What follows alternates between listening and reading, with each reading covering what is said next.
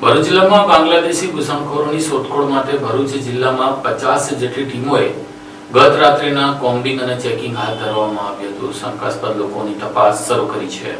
પશ્ચિમ બંગાળના ઇલેક્શનમાં બાંગ્લાદેશીઓ ભારતમાં ઘૂસીને ઘૂસણખોરી કરીને કબજો જમાઈ રહ્યા હોવાની વારંવારની જાહેર સભાઓમાં થતી વાતને લઈને હવે દેશભરમાં બાંગ્લાદેશી ઘૂસણખોરોને શોધવાનું સર્ચ ઓપરેશન હાથ ધરવામાં આવ્યું છે. તેના ભાગરૂપે ગુજરાત રાજ્યમાં પણ પોલીસ દ્વારા આવા બાંગ્લાદેશી ઘૂસણખોરોને શોધી કાઢવા માટે ગઈકાલે મેગા સર્ચ ઓપરેશન હાથ ધરવામાં આવ્યું હતું. તેના ભાગરૂપે ભરૂચ જિલ્લામાં પણ બાંગ્લાદેશીઓને શોધી કાઢવા માટે ભરૂચ પોલીસે ગઈકાલે રાત્રિના મેગા ઓપરેશન હાથ ધરવામાં આવ્યું હતું, જેમાં Bharuch SOG police, LCB police અને સ્થાનિક પોલીસની ટીમ મળી કુલ 50 ટીમોએ વિવિધ વિસ્તારોમાં ચેકિંગ હાથ ધરવામાં આવ્યું હતું. ઓપરેશન દરમિયાન શંકાસ્પદ વ્યક્તિઓની ઓળખ અને તેમના દસ્તાવેજોની ચકાસણી પણ કરવામાં આવી હતી. પોલીસ દ્વારા રહેણાંક વિસ્તારોમાં ભાડાના મકાનો અને અન્ય સંવેદનશીલ સ્થળોએ તપાસ હાથ ધરવામાં હોવાનું જાણવા મળી છે. હજુ સુધી સત્તાવાર રીતે કોઈની ધરપકડ કરવામાં આવી નથી, પણ અનેક લોકોની અટકાયત કરી પૂછપરછ હાથ ધરવામાં આવી હતી. ત્યારબાદ તેઓને છોડી દેવામાં આવ્યા હોવાનું પણ જાણવા મળ્યું છે. હાલ તો